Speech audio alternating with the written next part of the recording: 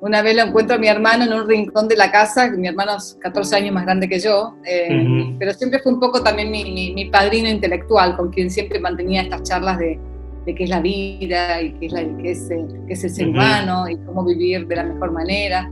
Bueno, y una vez me lo encuentro en un rincón de la casa devorando un libraco de este tamaño enorme.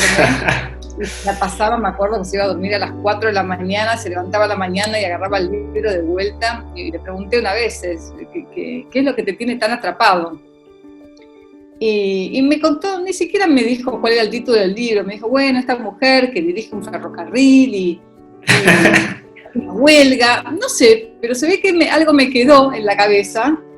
Quizás me gustaba, en esa época había muchas telenovelas de Migré, que era un guionista y escritor de telenovelas en Argentina, en donde siempre te ponían a la mujer como esperando a su príncipe, un poco la mujer pasiva.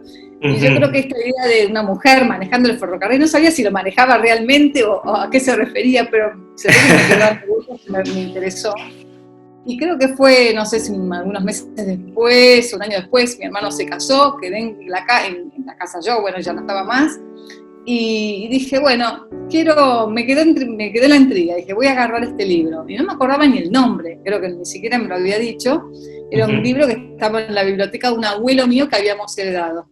Así que lo único que hice es tratar de encontrar el libro más gordo que encontré en la biblioteca, y tratar de descubrir por el nombre si tenía algo que ver con lo que mi hermano me había contado.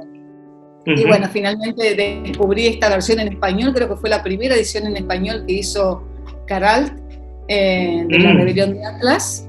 Esta fue una edición en español de España, digamos, que se hizo en el año 1960, es decir, recién cuando acababa de publicarse la novela. Y yo siempre digo que fue amor a primera lectura, ¿no? Porque me atrapó de entrada, es decir, no la sufrí. Mucha gente dice, bueno, pero es larga, es pesada. Yo digo al revés, es bueno, cuanto más largo mejor, porque tenés más para leer algo bueno. Así que en realidad la disfruté en todo momento, y yo digo, a los 16 años por ahí no tenés una filosofía muy armada de vida, con lo cual no puedo decir que es un antes y un después, pero creo que me ayudó a integrar un poco todas las ideas desacomodadas que tenía esa edad, digamos. Y encontré como un espejo de mi sense of life, del cual siempre habla en Rand, decir, bueno, esto representa la parte heroica, la parte de benevolencia, la parte de creatividad, de los productores poniendo en marcha el mundo. Digamos, de alguna manera me sentí como que tocaba alguna fibra de mi sentido de vida, y al mismo tiempo te dabas cuenta, ya la Argentina siempre vivió en crisis, así que también podías ver la otra parte, ¿no? De los villanos y de los que te ponen el dedo en la rueda. También lo empezabas a comprender la política y la economía argentina también desde ese punto de vista.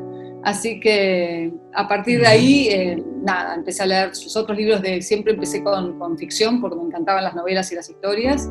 Así que leí El Manantial, Los que vivimos, Himno. Y después, para tratar de integrar y comprender un poco mejor su filosofía, empecé a seguir después con sus libros de no ficción. Así que esa es mi historia con Ayn Rand. Y siempre, cada vez vuelvo a leer sus libros y los repito, y nunca termino esta historia de amor, digamos.